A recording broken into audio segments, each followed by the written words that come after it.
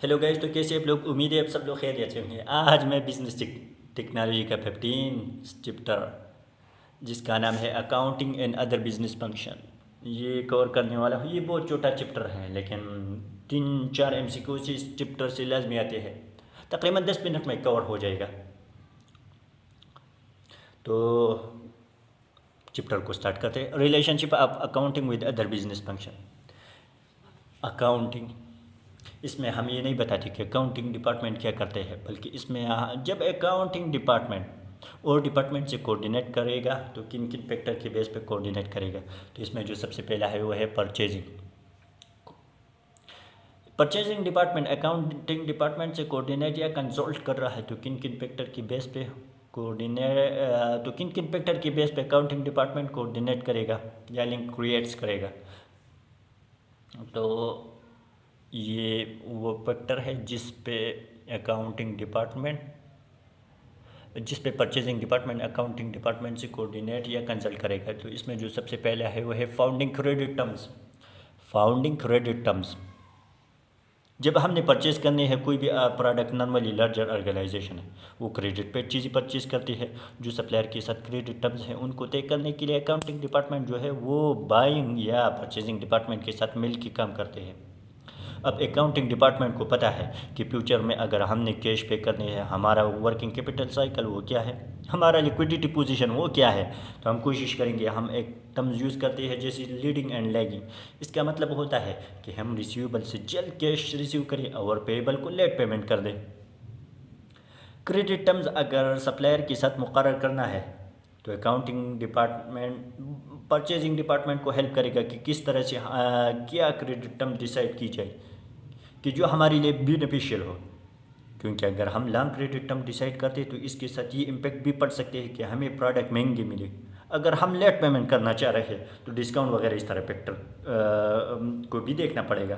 क्योंकि late payment में cash discount वगैरह इस तरह चीज़ें नहीं मिलती।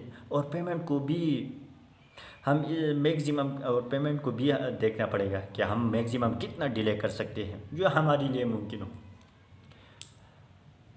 दूसरा, परचेजिंग में जो दूसरा फैक्टर है जिनके बेस पे वो अकाउंटिंग डिपार्टमेंट से कोऑर्डिनेट करेगा तो वो है setting price at which good are services are brought.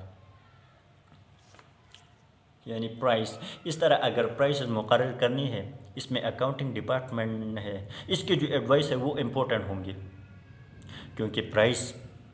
क्योंकि मैक्सिमम प्राइस जो इस्टेब्लिश कर सकते हो जो पे करनी चाहिए। क्योंकि आपकी जो कॉस्ट ऑफ प्रोडक्शन है वो आपके प्रॉफिट को या कॉस्ट ऑफ सेल आपके प्रॉफिट को इम्पेक्ट करता है। तो अगर प्राइसेस आपके अकाउंटिंग डिपार्टमेंट को पता है कि हम इंक्रीज़ नहीं कर सकते, तो परचेजिंग की प्राइस जितने इंक्रीज़ होंगे प्रॉफिट इतना डिक्रीज़ होगा। परचेजिंग में तीसरा टर्म्स है वो है पेमेंट। पेमेंट जब पेमेंट करते हैं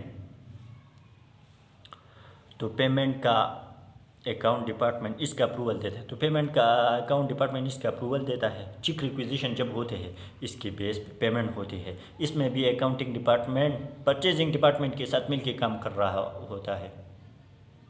डिटेल्स परचेजिंग में 4th नंबर पर जो फैक्टर है वो है details of inventory health.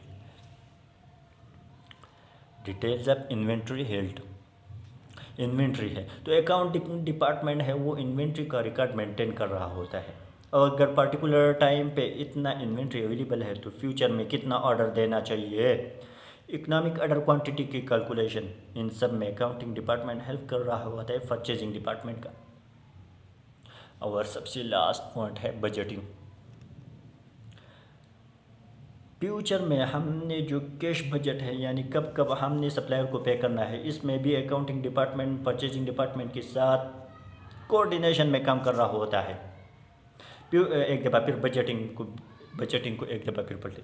Future में हमने कैश बजट जो बनाया हुआ है यानी कब कब हमने सप्लायर को पे करना है, इसमें भी अकाउंटिंग डिपार्टमेंट परचेजिंग डिपार्टमेंट के साथ कोऑर्डिनेशन में काम कर रहा होता है। तो ये था purchasing. Relationship of accounting with other business function में परचेजिंग हो गया। अब और पॉइंट्स पर चलते हैं। Relationship of accounting with other business function में जो दूसरा है वो है production. Production department accounting department से कोऑर्डिनेट कर रहा है तो किन किन फैक्टर के बेस पे? Cost of calculation, allocation and absorption. Cost of calculation में जैसे कास्ट ऑफ प्रोडक्शन, जिसमें direct material, direct labour, direct expenses, production overhead आता है, और प्रोडक्शन ओवरहेड के एलोकेशन या प्रोडक्शन ओवरहेड के एब्जॉर्प्शन, इन सब में अकाउंटिंग डिपार्टमेंट एडवाइस दे रहा होता है प्रोडक्शन डिपार्टमेंट को। इसके बाद फिर आता है बजटिंग। प्रोडक्शन में बजटिंग इस तरह बजटिंग है, यानी इसमें प्रोडक्शन की बजट बनाना है, तो बनाते वक्त हमने दो चीज़ों को जहन में रखेंगे कि हमने चीज़ें सेल कितनी करनी है और हमें इन्वेंट्री कितनी चाहिए। इन सब कैलकुलेशन में वो अकाउंट डिपार्टमेंट जो है प्रोडक्शन डिपार्टमेंट के हेल्प कर रहा होता है।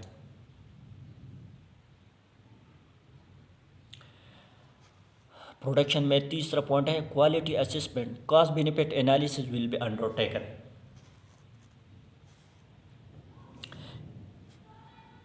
इसमें ये कोशिश करता है कि कास्ट को कम से कम लग जाए और प्रोडक्शन की क्वालिटी वैसी की वैसी यानी अच्छी रही। इसमें भी अकाउंटिंग डिपार्टमेंट वाले प्रोडक्शन डिपार्टमेंट के साथ मिल के काम कर रहा होता है और इनसे अकाउंटिंग डिपार्टमेंट प्रोडक्शन डिपार्टमेंट के साथ कोऑर्डिनेशन वगैरह इस तरह चीज़ें इसमें भी करते हैं। इसके बाद फिर प्रोडक्शन में इन्वेंट्री। अब प्रोडक्शन डिपार्टमेंट है, उसने प्रोडक्ट प्रोड्यूस किया, दो पर्पज़ के लिए था, सेल करने के लिए और दूसरा क्लोजिंग इन्वेंट्री रखने के लिए। अब हमारे पास क्लोजिंग इन्वेंट्री रखी हुई है, इसकी वैल्यू क्या है वो कैलकुलेशन करने में भी अकाउंट डिपार्टमेंट वो प्रोडक्शन डिपार्टमेंट के साथ मिलकर काम कर रहा होता है, कोऑर्डिनेशन में काम कर रहा होता है।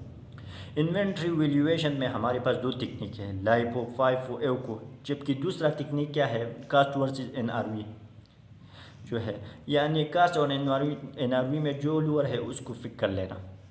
तो ये था relationship of accounting with other business function में प्रोडक्ट परचेजिंग भी हो गया, प्रोडक्शन भी हो गया। अब थर्ड चीज़ पर आते हैं, वो है मार्केटिंग। मार्केटिंग के बारे में भी बहुत डिटेल में पढ़ते हैं।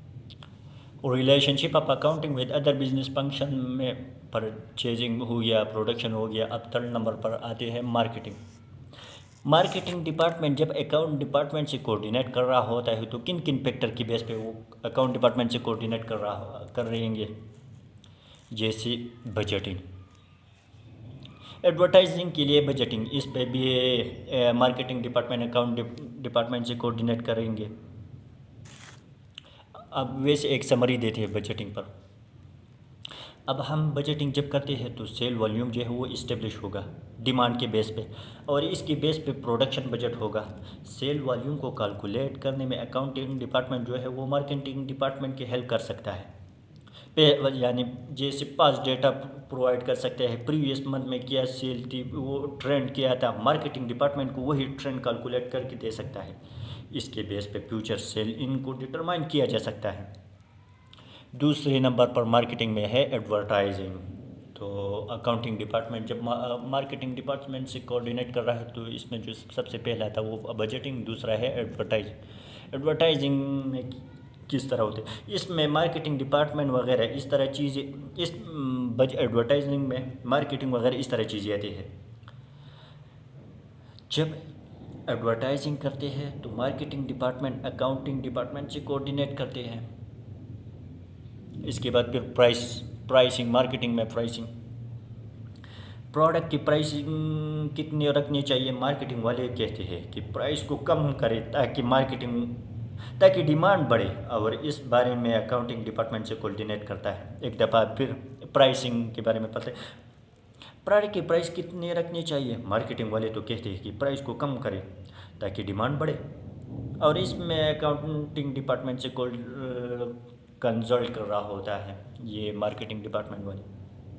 इसके बाद मार्केटिंग में मार्केट शेयर, मार्केटिंग डिपार्टमेंट ने मार्केट शेयर के बारे में तो वो भी अकाउंटिंग डिपार्टमेंट से कंसल्ट करेगा कि इसको किस तरह अच्छा किया जाए, इम्प्रूव किया जाए, तो वो इससे कोऑर्डिनेट करेगा अकाउंटिंग डिपार्टमेंट से।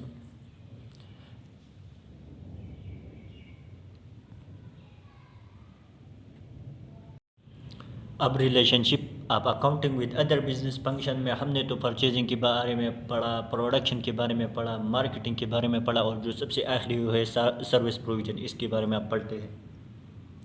सर्विसेज वाले किन चीज़ों से रिलेटेड अकाउंटिंग डिपार्टमेंट वालों से डिस्कशन करते हैं?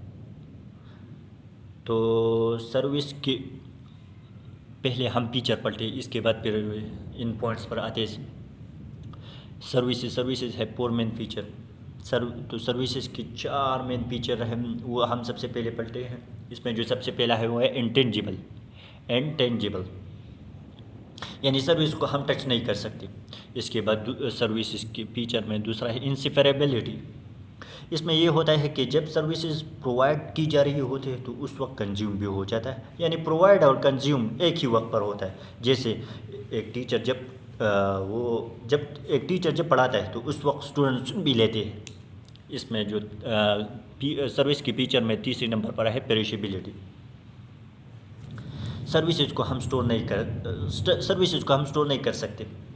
अब सोचेंगे कि क्लास को हम रिकॉर्ड करते हैं तो वो कंप्लीट सर्विसेज नहीं है, क्योंकि रिकॉर्डिंग में कोई क्वेश्चन तो आप नहीं कर सकते। एक दफ़ा ये पेरिशेबिलिटी को फिर पढ़ते हैं। पेरिशेबिलिटी, सर्विसेज को हम स्टोर नहीं कर सकते। आप सोचेंगे कि क्लासेस को हम रिकॉर्ड करते हैं तो वो कंप्लीट सर्विसेज तो नहीं है, क्योंकि रिकॉर्डिंग में कोई क्वेश्चन तो आप नहीं कर सकते, तो सर्विसेज को स्टोर नहीं कर सकते। इसके बाद फिर आता है वेरिएबल, यानी ईच सर्विसेज यूनिक होता है और इसको पहले जैसे रिपीट नहीं किया जा सकता। जैसे एक टीचर अपने स्टूडेंट को एबीटी पढ़ाता है तो क्लासेस अपना सर्विसेज प्रोविज़न का तरीक़ाकार चेंज करता रहेगा। किसी क्लास को वो 70 लेक्चर में सारा कोर्स ख़त्म कर देगा और किसी को 62 क्लासेस में कोर्स ख़त्म कर देगा। किसी क्लास को बहुत अच्छा पढ़ाएगा और किसी क्लास को अच्छा नहीं पढ़ाएगा, क्योंकि इस क्लास के बच्चे बदतमीज़ है तो उसको वैसे बिल्कुल अच्छे तरह नहीं पढ़ाते। तो सर्विसेज आखिर में जो सर्विसेज में वेरिएबिलिटी, यानी ईच सर्विसेज यूनिक होता है। अब मेन पॉइंट्स पर आते हैं, सर्विसेज प्रोविज़न के मेन पॉइंट पर आते हैं। सर्विसेज वाले इन तीन चीज़ों से रिलेटेड अकाउंट वालों से डिस्कशन करते हैं। एक दफ़ा फिर सर्विसेज वाले इन 3 चीज़ों से रिलेटेड अकाउंट वालों से डिस्कशन करेंगे। इसमें जो सबसे पहला है वो है sitting service charge out rates, कि हमने सर्विसेज की क्या प्राइस चार्ज करनी है। इसके लिए इसकी जो कैलकुलेशन है, इसमें सर्विस डिपार्टमेंट वाले को अकाउंटिंग डिपार्टमेंट अलाउ करता है कि बहुत ज़्यादा प्राइस चार्ज ना हो या बहुत कम प्राइस भी चार्ज ना हो कि जो कास्ट हो। इसको इस्टीमेट करने के लिए अकाउंटिंग डिपार्टमेंट हेल्प करता है। ये sitting service charge out rates, कि हमने सर्विसेज की क्या प्राइस चार्ज करनी है। इसके लिए इसकी जो कैलकुलेशन है, इसमें सर्विस डिपार्टमेंट को अकाउंटिंग डिपार्टमेंट वाले अलाउ करता है कि बहुत ज़्यादा प्राइस चार्ज ना हो या बहुत कम प्राइसेस भी चार्ज ना हो कि जो कास्ट हो। इसको इस्टीमेट करने के लिए अकाउंटिंग डिपार्टमेंट हेल्प करते हैं। इसके बाद फिर कॉस्ट इस्टीमेशन आता है। सर्विस प्रोविज़न में जो दूसरा मेन पॉइंट्स है वो है कॉस्ट इस्टीमेशन। सर्विसेज डिपार्टमेंट की जो कास्ट है, इसको इस्टीमेट करने के लिए अकाउंटिंग डिपार्टमेंट हेल्प करता है। सर्विसेज डिपार्टमेंट की जो कास्ट है, इसको इस्टीमेट करने के लिए अकाउंटिंग डिपार्टमेंट हेल्प करता है। यानी सर्विस इंडस्ट्री में मटेरियल जो है वो बहुत कम यूज़ होते हैं, ज़्यादातर जो ओवरहेड है वो मेन कास्ट होते हैं। सर्विस इंडस्ट्री में ज़्यादातर ओवरहेड मेन कास्ट होते हैं। सर्विस इंडस्ट्री में ओवरहेड जो है वो इनडायरेक्ट कास्ट होते हैं, तो इसको हम इजीली पर यूनिट कैलकुलेट नहीं कर सकते। तो एब्जॉर्प्शन रेट कैलकुलेट करने में अकाउंटिंग डिपार्टमेंट हेल्प करेगा सर्विस इंडस्ट्री में या सर्विस सेंटर को। एक दफ़ा फिर भी रीड करते, कॉस्ट इस्टीमेशन। सर्विस डिपार्टमेंट की जो कॉस्ट है, इसको इस्टीमेट करने के लिए अकाउंटिंग डिपार्टमेंट हेल्प करता है। सर्विस इंडस्ट्री में मटेरियल जो है वो बहुत कम यूज़ होते हैं, ज़्यादातर जो ओवरहेड हुए वो मेन कास्ट होते हैं। ज़्यादातर ओवरहेड मेन कास्ट होते हैं सर्विस इंडस्ट्री में। ओवरहेड जो है वो इनडायरेक्ट कास्ट होते हैं, तो इसको हम इजीली पर यूनिट कैलकुलेट तो नहीं कर सकते। तो वो एब्जॉर्प्शन रेट कैलकुलेट करने में अकाउंटिंग डिपार्टमेंट हेल्प करेगा सर्विस इंडस्ट्री में या सर्विस सेंटर को। आप सर्विस डिपार्टमेंट में जो थर्ड पॉइंट है estimating additional benefit to customer, यानी सर्विस डिपार्टमेंट, अकाउंटिंग डिपार्टमेंट, इन तीन पॉइंट्स पर अकाउंटिंग डिपार्टमेंट वाले से कोऑर्डिनेशन करते हैं। तो ये सबसे आखिर है estimation additional benefit to customer. हम estimation additional benefit to customer, अब हमने कस्टमर से जो प्राइस चार्ज की है इसमें अगर मार्केट कंडीशन बुरी है तो प्रॉफिट मार्जिन बहुत कम होगी। तो इससे ये इशू हमें होता है कि क्या इस सर्विस को हम कैरी आउट करें या ना करें, या प्रोवाइड करते रहे या ना करते रहे। बहुत सी organisation after sale services provide करते हैं। अब वो आफ्टर सेल सर्विसेज हमें प्रोवाइड करनी चाहिए कि नहीं, क्योंकि इसमें प्रॉफिट मार्जिन बहुत कम है। तो ये एनालिसिस किया जाए कि आफ्टर सेल सर्विसेज को रिमूव कर दिए तो हमारी सेल पे क्या फ़र्क पड़ेगा। तो सेल अगर इतनी ज़्यादा इफेक्ट नहीं होती तो आफ्टर सेल सर्विसेज की प्रोविज़न, तो आफ्टर सेल सर्विस की प्रोविज़न ख़त्म कर देनी चाहिए। तो एक्चुअल जो मेन चीज़ है कि हमें बेनिफिट कितनी दे रही है, इनको मेजर करना मुश्किल है। तो इसके लिए अकाउंटिंग डिपार्टमेंट सर्विस डिपार्टमेंट को हेल्प करता है। तो ये था बिजनेस टेक्नोलॉजी का 15 चैप्टर, जो कि बहुत छोटा था, तकरीबन 15 मिनट्स में कवर सारा का सारा चैप्टर कवर हो गया।